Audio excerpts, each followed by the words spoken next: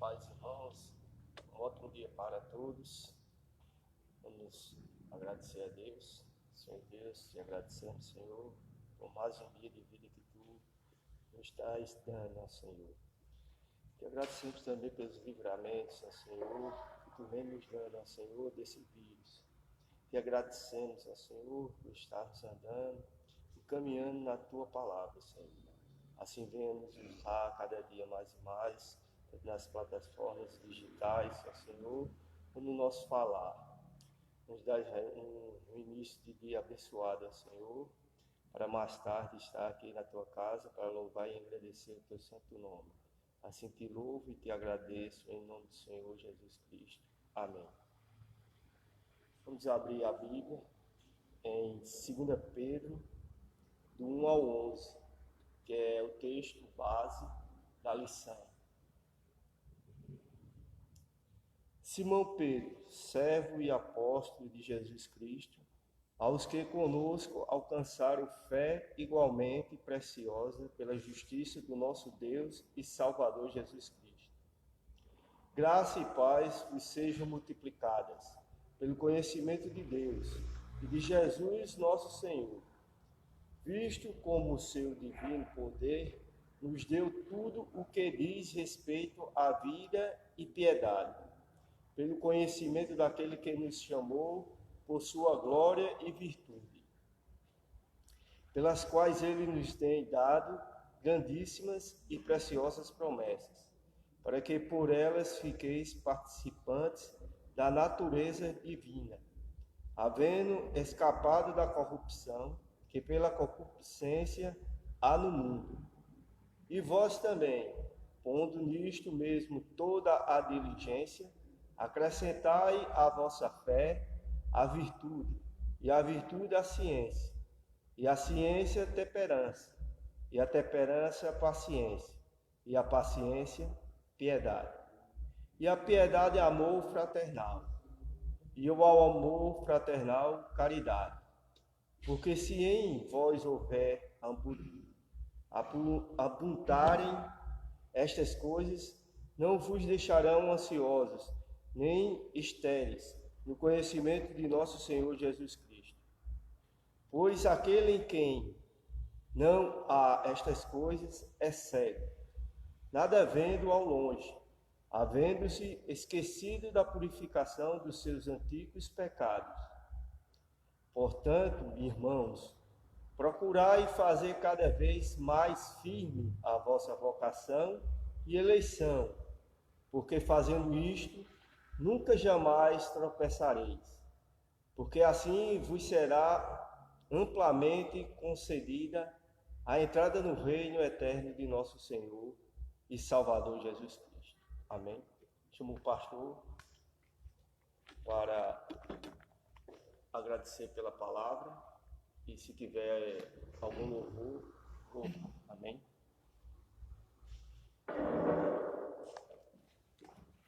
Graça e paz, amados, bom dia a todos. Motivo de muita alegria estarmos mais uma vez na presença do Senhor para a realização desta escola bíblica dominical, e esperamos que você possa desfrutar, aproveitar dos ensinamentos que não virão da minha própria inteligência, mas os ensinamentos que virão da parte de Deus, através da lição que também foi inspirada, escrita pelo pastor fluminense, mas inspirada por Deus, com certeza. E o Senhor tem, nesta manhã, algo para o teu coração, que vai te fortalecer, que vai te edificar e vai também te fazer frutificar.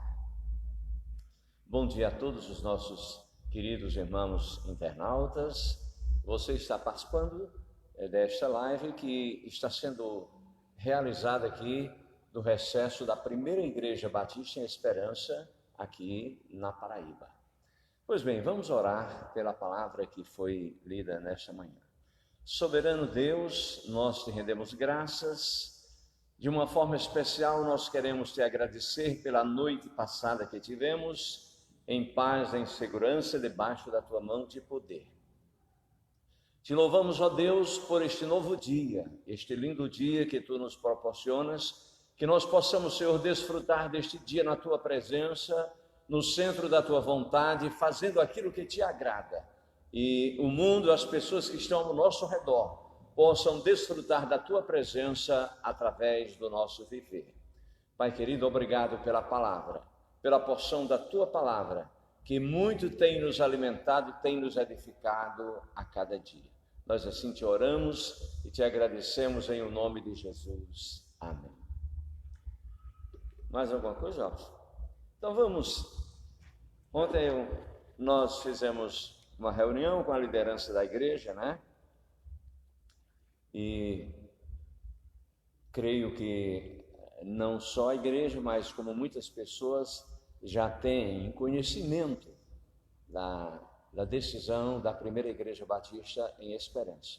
Pois bem, eu vou resumir porque a liderança reunida com poderes, claro, da Assembleia, do órgão máximo da igreja, que é a sua Assembleia, ela decidiu, em face do crescimento, né, do coronavírus, e sobretudo aqui na Esperança tem aumentado o número de casos, assim a igreja achou por bem, por medidas de precaução, de não reabrir as suas portas neste momento, mas permanecer com as portas cerradas, fazendo os cultos como temos feito através das lives, através da internet. Então, medida de precaução, nós queremos, na primeira igreja batista, no desejo de contribuir com as autoridades para minimizar ou, quem sabe, acabar com o vírus. Aí a igreja também está fechando as suas portas. Mas a igreja, a primeira igreja batista, a igreja como corpo de Cristo permanece de portas abertas, com o coração aberto, envolvido, compromissado com o reino do Senhor, ligado com o trono da graça. Isso é o que importa. Mas o espaço físico, por enquanto, ficará fechado até 20 de julho, quando a liderança da igreja voltará a se reunir para um novo posicionamento, de acordo com a reação da questão desse vírus, como se ele tem acrescido ou se tem diminuído. Aí nós nos reuniremos e tomaremos um novo posicionamento. Então, até 20 de julho, os nossos cultos permanecerão online. Às quartas-feiras, domingos pela manhã e nos domingos à noite. Tá bom? Então, ontem nós reunidos, como eu ia dizendo, e cantamos esse hino. Tempo que eu não vi esse hino. É o hino 375.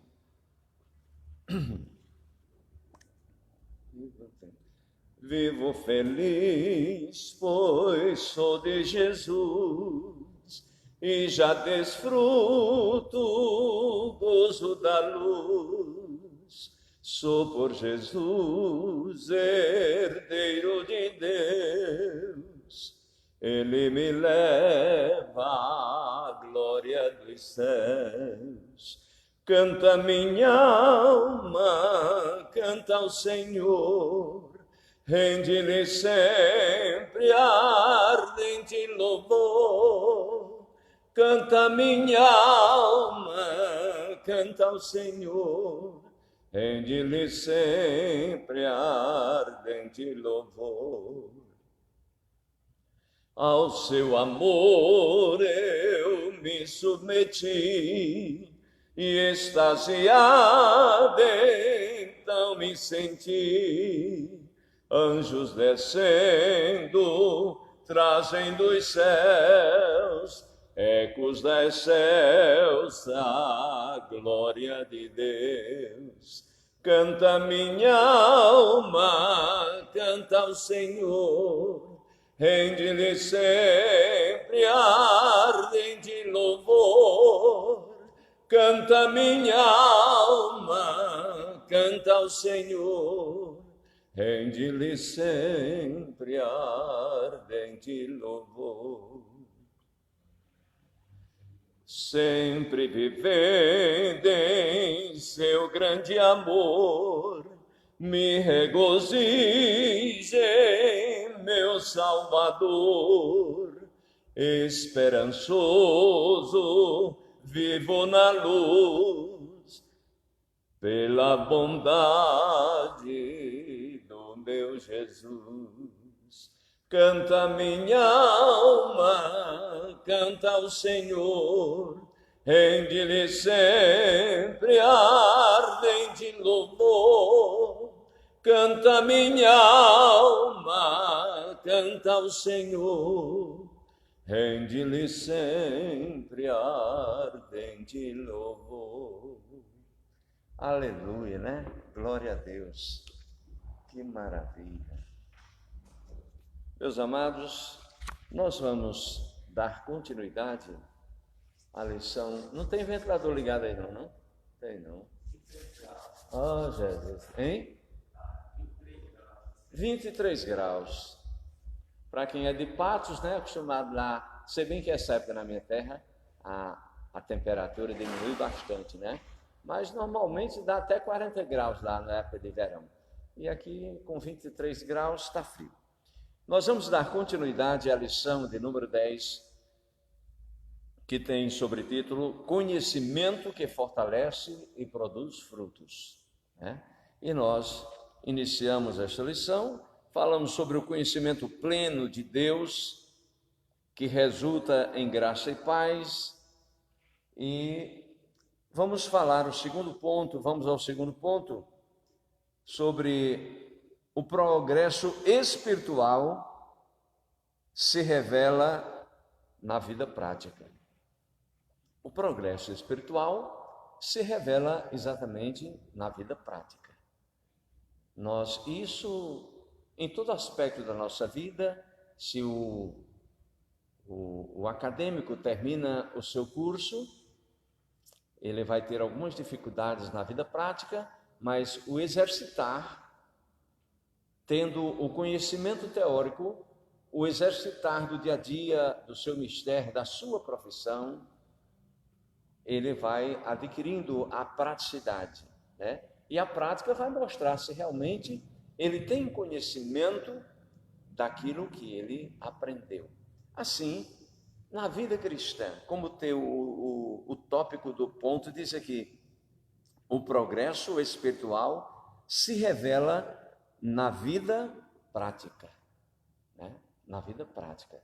Não adianta eu dizer, eu leio a minha Bíblia, eu faço as leituras todos os dias, eu oro 3 vezes ao dia, eu faço vigílias, eu tenho comunhão com os irmãos, eu tenho uma vida na presença de Deus, e no dia a dia, na sua vida cotidiana, os seus atos, as suas atitudes estão dissociadas daquilo que é apregoado, daquilo que você tem aprendido e daquilo que você tem ensinado. Então, a vida prática cristã, ela tem que estar associada, ou seja, ela é um reflexo vivo do nosso aprendizado, daquilo que nós temos experimentado no nosso dia a dia, no nosso vivenciar no Espírito de Deus. Então, o apóstolo Pedro ensina que Deus provou os cristãos com todos os recursos necessários para o progresso espiritual. A partir do pleno conhecimento de Deus, para que todos tenham não só compreensão da fé, mas o resultado prático da fé, que oferece segurança e fortalecimento da vida cristã e condição para enfrentar os erros, né? Então, Deus nos proporciona recursos para que a gente possa progredir na nossa vida espiritual. A partir, evidentemente, do conhecimento que nós temos de Deus. para que não só tenhamos a compreensão da fé, mas o resultado prático.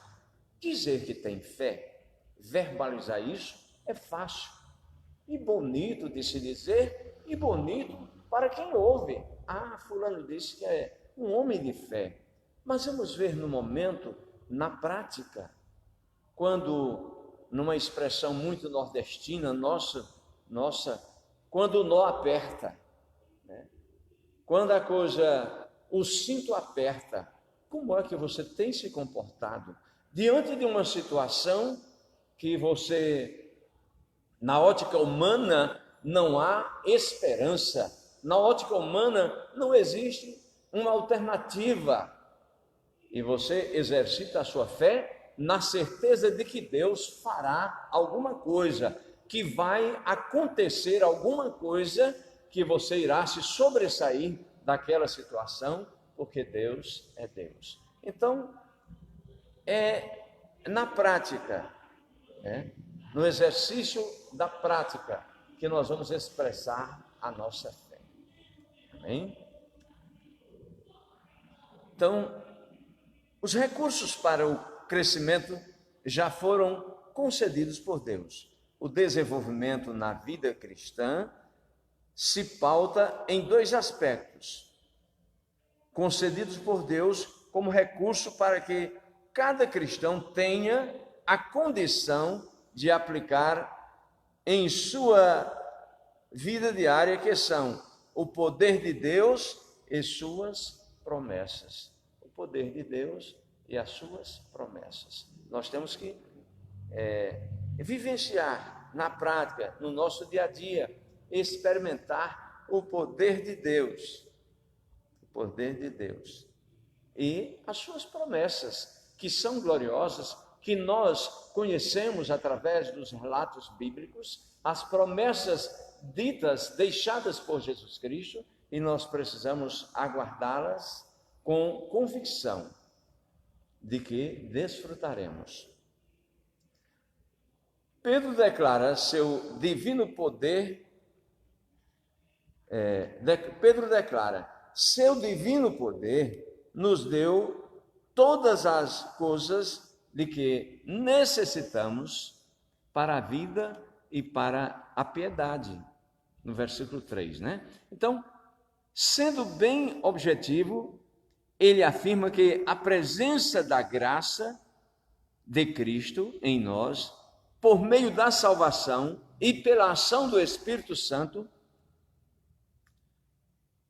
propicia a nós o poder de Deus, que produz a iluminação para uma vida de santidade e justiça. Ora, a presença da graça de Deus em nós, por meio da salvação e pela ação do Espírito Santo, vem nos proporcionar, está propiciando o poder de Deus, que produz, evidentemente, a iluminação para uma vida de santidade e justiça.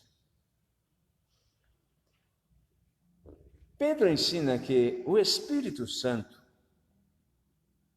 ele nos oferece o recurso, ou recursos poderosos, para desfrutar de uma vida abundante, oferecida em Cristo e por viver de forma piedosa, a fim de desenvolver em sua vida diária uma conduta certa que tenha como alvo agradar a Deus. Olha, para viver de forma piedosa, a fim de desenvolvermos em nossa vida diária uma conduta correta que tenha como alvo agradar o nosso Deus. Nós vivemos para agradar ao Senhor. Nós precisamos agradar a Deus. Uma vida que o Senhor se regozije, uma vida que o Senhor possa sorrir com a nossa maneira de viver, agradá-lo. O segundo aspecto mencionado são as promessas de Deus, como recurso de Deus para nós. Pedro tem a intenção de ajudar-nos na dinâmica da vida, no combate à sedução de uma vida pecaminosa, incentivada por falsos mestres e suas heresias. Ele orienta os cristãos e enfatiza a importância das promessas quanto a uma vida piedosa, vivendo semelhantes a Cristo no mundo, mas não do mundo, mostrando claramente que através da palavra de Deus temos tudo o que necessitamos para uma vida cristã autêntica e vitoriosa. Ele nos deu as suas grandiosas e preciosas promessas, para que por elas vocês se tornassem praticantes da natureza divina e fugissem da corrupção que há no mundo. Nós precisamos abandonar a pecaminosidade, deixar ou refutar toda espécie de pecado que a cada dia nós temos sido tentados. Nós somos às vezes inclinados a cobiçar os pratos apetitosos que o mundo oferece. Aí Pedro adverte que nós precisamos estar ligados com as promessas dadas por Jesus Cristo, para que nós possamos vencer essas tentações e fugirmos da corrupção que há no mundo. Os recursos para o crescimento têm como alvo a frutificação, Evidentemente, os recursos para o crescimento têm como alvo a frutificação. Nós plantamos uma árvore, um pé de manga, e ele está lá pequenininho, e a gente começa a aguar, e a gente começa a cuidar. Se ele quer ficar penso para um lado, a gente bota uma escora, uma travezinha para ele aprumar, a gente cava ao redor, bota os insumos e cuida, Ou seja, são recursos que a gente adiciona para o crescimento daquela árvore. E qual é o nosso objetivo? É que ela cresça e frutifique. Não vai valer a pena cuidar de uma planta o tempo todo e ela não frutifique. Então, o objetivo, os recursos para o crescimento têm como alvo a frutificação. Assim é na nossa vida cotidiana. Então, Pedro orienta que a presença do poder e das promessas de Deus na vida do cristão deve levá-lo a uma dinâmica de desenvolvimento espiritual constante, tendo como alvo a frutificação. Irmãos, nós precisamos frutificar. Nós precisamos frutificar. Volta e meia, Jesus está chegando em nós, como foi tratou-se nos evangelhos, que ele aproximou-se de uma figueira para comer frutos, procurou, só tinha folhas. Cuidado para que Jesus não se aproxime de você e encontre apenas folhas verdes. Ele precisa encontrar frutos, porque a árvore que não frutifica, a palavra diz que ela será cortada e lançada fora. Então, é necessário que nós, que estamos ligados na videira verdadeira, nós que fomos podados, é necessário que nós frutifiquemos. Nós que temos sido regados pela presença do Espírito de Deus, nos aguando a cada dia, nós que temos sido alimentados com o pão que vem do céu, nós precisamos, como árvores, crescermos e frutificarmos. para que Deus possa encontrar em nós frutos. E as pessoas que estão ao nosso redor possam deleitar-se, possam alimentar-se com os frutos pendentes em nosso viver. Então, a fé salvadora produz o novo nascimento em Cristo. A fé salvadora produz o novo nascimento em Cristo. Mas devemos acrescentar à nossa fé algumas características muito importantes para nos ajudar em nossa caminhada. São 7 qualidades mencionadas pelo apóstolo para o nosso crescimento constante. Você pode conferir nos versículos de 5 a 7 do texto que fora lido. Então, primeiro, a virtude tem a ver com excelência moral, com uma vida que rejeita os vícios e comprova a nossa fé. Uma vida de excelência moral, uma vida aprovada em Deus, um obreiro que não tem de que se envergonhar. Então, a excelência moral está relacionada à virtude, né? A virtude que rejeita, como o escritor diz aqui, os vícios e comprova a nossa fé. O conhecimento nos indica um discernimento moral para que o cristão saiba discernir entre o certo e o errado, o caminho bom e o mau, entre o que agrada e o que não agrada a Deus. Então, nós precisamos ter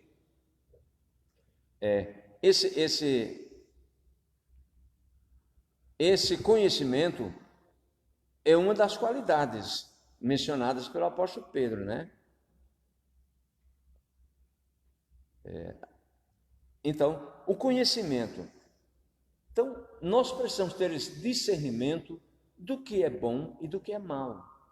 E eu tenho convicção de que ninguém pode dizer: eu fiz isso porque eu não sabia que era errado. Sabe sim, sabe sim.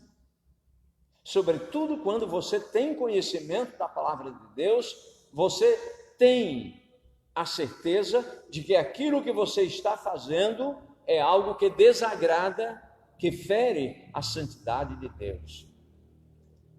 O domínio próprio é a demonstração do fruto do Espírito, sendo os procedimentos, neste caso, um elemento muito importante para o cristão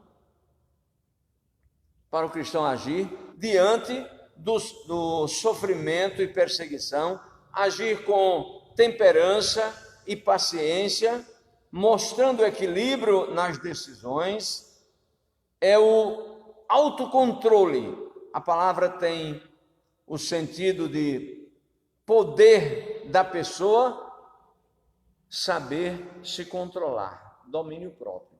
É uma das coisas que pouca gente tem, né? Você encontra, volta e meia, pessoas que, por qualquer coisa, se desequilibra emocionalmente, perde o equilíbrio emocional, esbraveja, diz coisas que não deveria dizer, perdem totalmente o controle do seu viver, né? Então, nós precisamos ter domínio próprio, dominar as nossas emoções, ter controle da nossa vida, saber a hora certa de falar. Nem em todos os momentos, ainda que estejamos transbordantes de razão, a gente pode abrir a boca e começar a dizer isso, mais aquilo e mais aquilo. Não. A gente precisa se conter e haverá momento exato de você expressar o seu posicionamento, né? Dominar a língua, a velha língua. Então, é um domínio próprio. Outra qualidade é a perseverança. Tem o significado de constância espiritual. Pedro conclama seus leitores a resistirem às investidas das doutrinas e práticas do gnosticismo e continuarem leais ao Senhor. Porque Pedro, como eu já disse a vocês nas demais lições passadas, ele escrevendo para os cristãos que foram dispersos em face das perseguições, e agora ele estava, ainda que de longe, mas através de suas cartas, orientando, ajudando, confortando, consolando, dando ânimo e dando estratégias, lembrando as promessas de Cristo Jesus, para que os cristãos se mantivessem firmes na promessa ou nas promessas de Jesus e continuarem enfrentando todo tipo de perseguição, todas as investidas, que eles perseverassem. Então, a ordem de Pedro, a orientação de Pedro, aliás, ela ecoa até os dias de hoje. Perseverança. Nós precisamos perseverar diante de um mundo que jaz no maligno, diante de um mundo que as pessoas perderam o temor de Deus, não há mais respeito. E ele conclama a nós, leitores, a resistirmos às investidas das doutrinas e práticas do gnosticismo, que foi aquela época, e hoje quanta praticidade, quantas doutrinas heréticas têm se levantado, e as pessoas, às vezes fascinadas por atrativos, contaminadas por chamamentos de oportunidades, as pessoas caem no laço e ouvem ensinamentos que não estão em consonância com as verdades bíblicas. Então, é preciso que a gente persevere na sã doutrina, naquilo que nós aprendemos através da Bíblia Sagrada. Outra qualidade é a piedade. Está relacionada à reverência para com Deus. O cristão deve viver de acordo com a adoração e os padrões da vida cristã.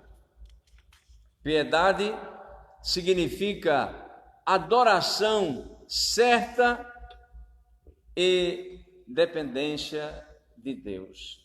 Piedade significa adoração certa e dependência de Deus. Quando nós adoramos ao Senhor, nós temos uma vida piedosa. Quando nós dependemos de Deus, estamos exercitando a piedade. Outra qualidade é a fraternidade, que nos remete à necessidade de aplicarmos o princípio do amor cristão à nossa família cristã, que é a igreja, aos amigos e familiares. Então, nós precisamos exercitar a fraternidade, o amor para com os nossos irmãos, com os nossos familiares, né? Exercitar a compreensão. Assim, com este conselho, evita-se muitos conflitos e experimentamos uma verdadeira comunhão, né? A fraternidade, com a qualidade da fraternidade. E o amor é o resumo de toda a lei. Pedro foi amado pelo Senhor e confrontado na demonstração do amor sincero e verdadeiro para com ele. Jesus disse: Pedro, depois de toda aquela história que todos vocês conhecem, de Pedro ter estado lado a lado com o Senhor, ter sido e havido como um dos apóstolos amados do Senhor. Não é assim que a gente aprendeu? Pedro, Tiago, João estavam mais próximos do Senhor. Então, apesar de toda a proximidade com o Senhor, de todo o laço de amizade, mas no momento da dificuldade de Jesus, Pedro disse que não sabia quem ele era, que não o conhecia, que nunca o tinha visto, e até praguejou da moça que asseverava que ele era um daqueles que andava com Jesus. Ele disse: você está louco, eu não sei nem quem é este homem, não sei de que você está falando. Pois bem, mas esse Pedro depois foi confrontado em amor por Jesus. Jesus não quis humilhá-lo, não, porque Jesus, na sua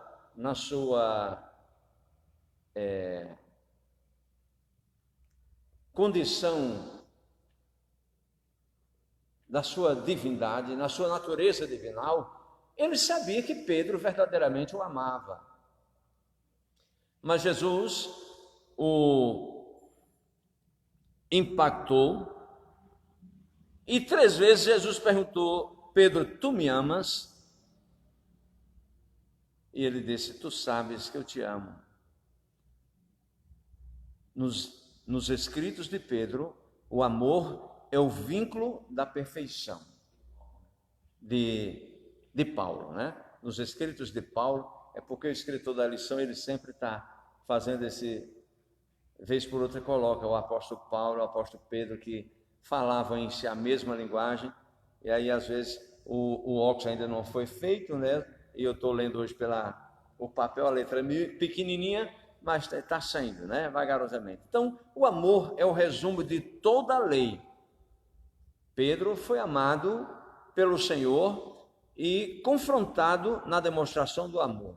Então, Pedro disse naquele momento que respondeu que amava o Senhor Jesus. Disse: sim, Senhor, tu sabes que eu te amo. E terminou chorando, né? Quando ele percebeu que Jesus perguntou 3 vezes, ele terminou chorando. E Jesus sabia que ele o amava. E a prova irrefutável é que Pedro, nas primeiras oportunidades, após a subida de Jesus, quando ele recebeu a gloriosa missão de conduzir, de levar a igreja avante, aí ele, no momento oportuno, ele não se intimidou diante das autoridades, ele chegou até sendo questionado pelos sumos sacerdotes, pela corte maior de justiça da época, em nome de quem em nome de quem aquela cura havia se realizado naquele paralítico, que as autoridades disseram querendo ouvir que ele falasse de Jesus, para ser a oportunidade de aprisioná-los, de castigá-los. Pedro, pensando eles, talvez que Pedro fosse negar, Pedro disse: em nome daquele que vocês mataram, que vocês penduraram no madeiro. Pedro agora ousado, corajoso, Pedro agora cheio das qualificações do Espírito para uma vida que crescia e frutificava. Pedro agora não se intimidava, mas falava ousadamente. Pedro agora, que outrora um homem tímido, um homem que não sabia falar, um homem que apenas sabia bater nas águas para chamar peixes e pegá-los, Pedro agora com a voz, não talvez com tanta eloquência, mas cheio da presença de Deus, fazia um discurso que se convertia num culto campal, 3.000 almas. Cheio da presença de Deus, cheio de piedade, cheio de virtude, cheio de conhecimento, cheio de domínio próprio, de perseverança e, sobretudo, cheio de amor.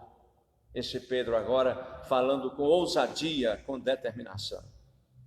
Mas, amados, e a gente vai concluir a lição nesta manhã, dizendo que o pleno conhecimento de Deus concede ao cristão a oportunidade de desenvolver-se espiritualmente e, através desse crescimento, gerar frutos.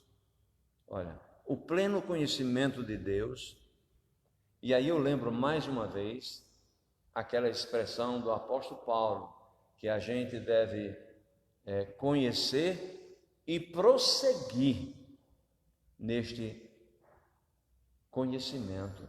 A recomendação é que devemos progredir em conhecer a Deus. Você fazer suas leituras, apenas para cumprir uma tabela.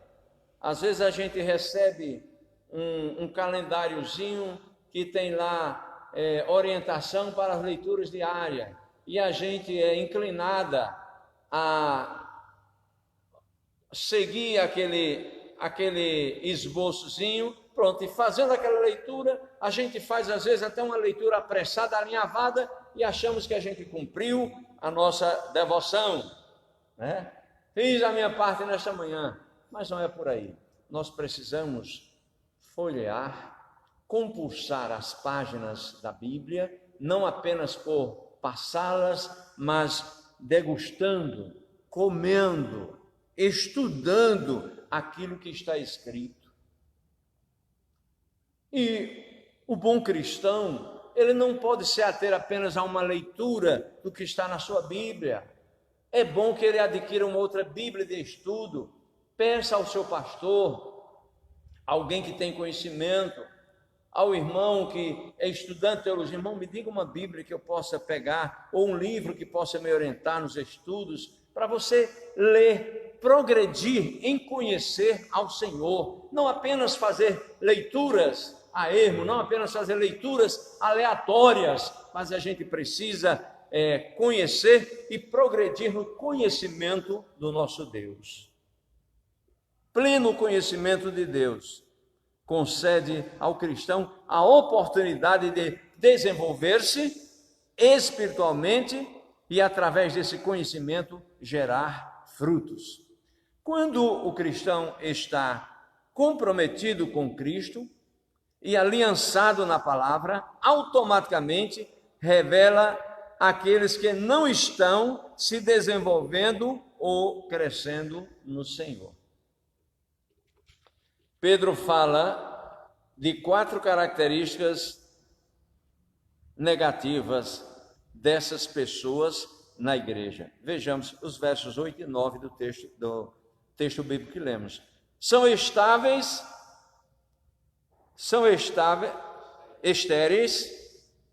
inativos, ociosos, não querem servir ao Senhor. São estéreis. Você sabe o que é a esterilidade?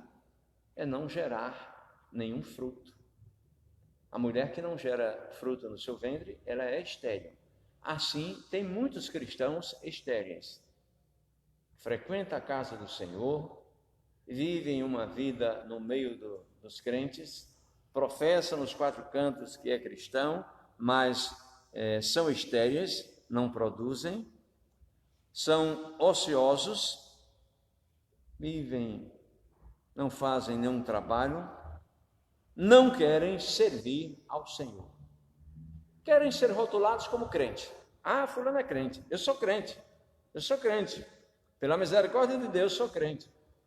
E não buscam, não se esmeram por conhecer, por mergulhar no rio da vida, para um conhecimento pleno de Deus e pedir a Deus que a partir desse conhecimento ele comece a gerar frutos, comece a servir ao Senhor, a trabalhar na seara do Senhor. Ontem, após a reunião, eu conversando com o diácono Manuel Porto, o homem que eu já falei aqui a vocês, tem 80 anos, e já há alguns dias, uns 4 ou 5 dias, como ele disse, só aqui na igreja ele tem 58 anos. E ele me dizia ontem, ali na sede, disse, pastor, eu estou assentando no meu coração uma coisa. Quando a gente voltar, acabar essa pandemia, eu quero ganhar o mundo. Eu pensei até que ele ia pegar o Albertino do lado e começar a passear por aí, andar, viajar, fazer turismo. Aí isso é bom. Eu disse, é bom, mano, você tem que aproveitar a vida. Eu disse, não, eu vou ganhar o mundo, eu vou fazer mais, eu vou evangelizar, vou andar mais do que eu andava para apregoar o ano aceitável do Senhor. E eu fico olhando assim, meu Deus, que exemplo, né? Um homem com 80 anos está com o desejo ardente, acha que fez pouco, está achando que fez pouco e quer fazer mais pelo Senhor. E a gente vê tantas vidas aí que vem aquele, para cumprir tabela, eu vou hoje no culto. Geralmente do domingo, né? Eu vou hoje. Então, nós precisamos produzir. Nós precisamos deixar a ociosidade. Nós precisamos servir ao nosso mestre. Então, a segunda característica negativa que Pedro fala são improdutivos, inoperantes, não há frutos na vida deles. Você olha, tem pessoas, você procura, meu Deus, o que essa pessoa está fazendo, Jesus? Né? São inoperantes, são incapazes de disponibilizar-se para qualquer atividade na igreja do Senhor.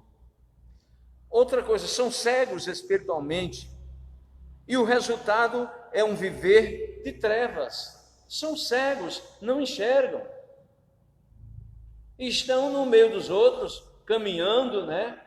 Assim como, literalmente, nós vemos pessoas com a deficiência visual que estão numa atividade normal na rua, você encontra ele lá com aquela varinha de alumínio, né? Anda normalmente, sobe os batentes, desce batente, atravessa a rua, mas é cego. Eu quero fazer o comparativo com o que nós estamos dizendo. Muitos crentes estão no meio dos crentes, andam para lá, para cá, vão e voltam, são cegos, estão cegos.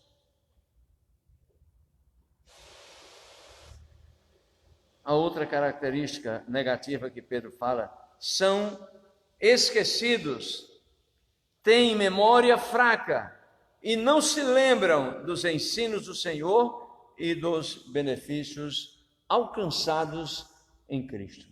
Esquecem principalmente a palavra de Deus. Toda piada indecente, às vezes não é nem piada imoral, é piadas, como ele chama, piada de salão, né? Só para rir. Conta com a facilidade, né? Não esquece as vírgulas, bota às vezes até o enfeitezinho, os babados, para a história ficar mais atrativa, atraente, né? Não perde essa noção. Tem uma mente espetacular para esse tipo de coisa. Agora, quando é para um versículo, aí, pastor, tudo comigo, menos eu não sei decorar um versículo na Bíblia. Não sabe, murrinha, porque você é um homem esquecido. Você não se esforça, você não se esmera para aprender a palavra de Deus. Agora, as piadas sujas, imorais, indecentes que você ouve por aí, você decora com facilidade. A fofoca que alguém lhe passou falando do irmão da igreja, você sabe todos os detalhes e até aumenta a história. Agora, um versículo bíblico, você diz que não sabe, não tem capacidade de decorar. Tem, é porque você é ruim. É porque você tem um coração mau, precisa se converter. Precisa descer à presença do Senhor, precisa progredir no conhecimento de Deus.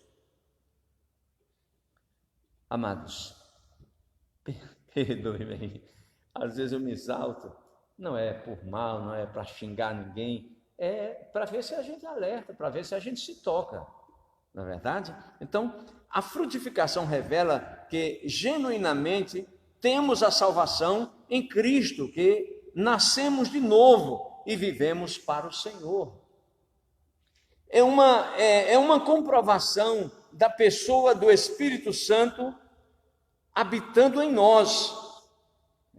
Comprovação de que o Espírito de Deus está em nosso viver. Irmãos, claro, isso não é de forma profunda, mas a gente ter um lampejo de que a presença de Deus está na nossa vida. Você chega muitas vezes num canto, a sua maneira de falar, como você se comporta, muitas pessoas têm dito, você é crente, né? Você é cristão, né? Sou sim, eu percebi a sua tranquilidade, a sua maneira de ser. Isso é a percepção das pessoas de que o Espírito de Deus está em nosso viver, o Espírito de Deus está nos dando domínio próprio, o Espírito de Deus está nos dando a habilidade para nós nos portarmos em determinada situação, e isso é um reflexo, e isso as pessoas têm atentado, as pessoas têm conseguido visualizar, ainda que com a percepção humana, mas as pessoas enxergam que há algo diferente em nosso viver, e este algo diferente é a presença maciça, bendita, gloriosa do Espírito Santo de Deus. Pois bem, é uma comprovação da pessoa do Espírito Santo habitando em nós, promovendo e produzindo resultados para a glória de Deus. Todo cristão deve esperar ansiosamente pela entrada no reino eterno de Cristo e aguardar a sua gloriosa volta, procurando viver sempre para Ele, aguardando a sua volta. Você está aguardando a volta de Jesus Cristo? Tem crentes, tem cristãos, pessoas que têm um certo conhecimento da palavra, que ainda estão achando que isso é uma literatura, que isso é um conto, que isso é como se fosse uma ficção científica, né? Uma ficção, um filme de ficção. Infelizmente, tem pessoas que ainda estão achando que isso isso desde que eu sou criança que as pessoas falam nisso. Pois eu quero dizer a vocês que eu li uma reportagem há muito tempo atrás, faz tanto tempo que eu nem lembro em que revista foi, mas li uma reportagem. Eu estava sentado no local, aguardando falar com alguém, vi lá a revista e comecei a ler. Uma companhia aérea americana, isso há uns 20 anos atrás ou mais, quando eu li isso, a companhia aérea já estava adotando o seguinte procedimento: ela não permitia que 2 pilotos, sendo evangélicos, pilotassem a aeronave, porque eles já entendiam a questão do arrebatamento, eles já sabiam da volta que Jesus viria buscar a sua igreja, e nessa hipótese a aeronave não poderia ficar nos ares sem pilotos na cabine. Então, partindo desse entendimento, ele só permitiu, se fosse um evangélico, tinha que ser outro descrente para pilotar a aeronave. Você está vendo? Há 25 ou 30 anos atrás, homens sem conhecimento de Deus, mas já tinham a certeza da volta de Jesus Cristo, de que Jesus virá buscar a sua igreja. Tem cristão hoje que, eu não sei, o pessoal fala muito aí, Jesus vai vir, eu não sei se realmente isso vai acontecer, sabe?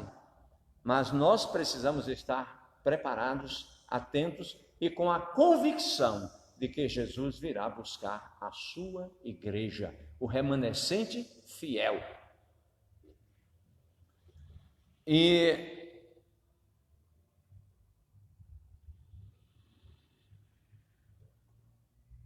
vamos aqui para refletir e pensar e agir. O conhecimento que tenho de Cristo e o meu relacionamento com Ele me proporciona graça e paz. Esse conhecimento, esse relacionamento que você tem com Jesus, tem lhe proporcionado graça e paz? Qual o impacto do poder de Deus e das suas promessas em minha vida? Pense nisso. Qual o impacto do poder de Deus? O que é que o poder de Deus tem impactado a minha vida e as promessas na minha vida? Eu tenho me empenhado por acrescentar à minha fé as qualidades propostas pelo apóstolo Pedro para ser um cristão frutífero? Eu tenho me esforçado para acrescentar essas qualidades à minha fé e eu ser um cristão produtivo ou frutífero? O pleno conhecimento de Deus na pessoa de Cristo deve ser o alvo de todos nós, pense e reflita com o Senhor. Amados, por aqui nós estamos colocando um ponto final, terminamos a lição de número 10 e quarta-feira nós iniciaremos a lição de número 11. Queremos agradecer, tem mais alguma coisa, Joabson? Queremos agradecer do íntimo do coração a você que esteve conosco, nos ouvindo. Eu quero crer, tenho a convicção de que Deus nesta manhã falou algo ao seu coração e que você possa guardar e que você possa despertar também esse desejo de aprender mais da Bíblia Sagrada. Ora, a primeira coisa, se você não tem esse hábito de ler a Bíblia, a primeira coisa que Satanás vai soprar na sua mente é que, não, isso é só para crente, isso é só para os pastores, os estudiosos. Você vai ler e você não vai entender, não. A Bíblia é muito complicada, não é? É assim que às vezes nós dizemos, não, a Bíblia é muito complicada. Não tem nada de complicação. A Bíblia é a boca de Deus aberta a falar ao teu coração. E é isso que o inimigo teme, é que você comece a ler, porque a palavra diz, conhecereis a verdade e a verdade vos libertará. Aí você às vezes está aprisionado.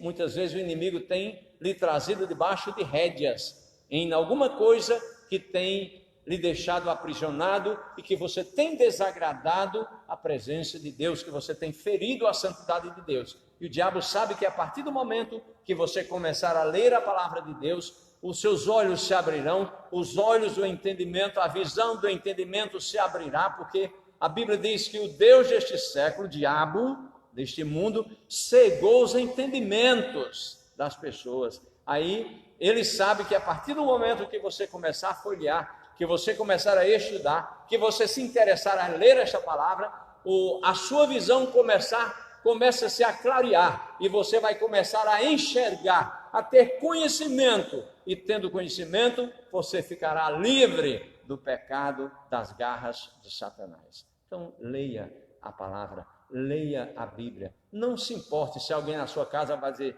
fulano agora está parecendo um crente, só vive lendo a Bíblia. Não se importe, leia, aprenda, conheçamos e prossigamos em conhecer ao Senhor. Amém? Soberano Deus, Pai querido de amor e bondade, que alegria este momento que aqui passamos, que podemos desfrutar da lição da escola bíblica. Ó Deus, que Tu tenhas falado com certeza, Tu tens falado com certeza ao coração das pessoas, e oxalá que muitos nesta manhã tenham este entendimento e o desejo ardente de conhecer mais e mais da Tua palavra. Pai querido, nos dá um restante de tarde, uma tarde abençoada na Tua presença.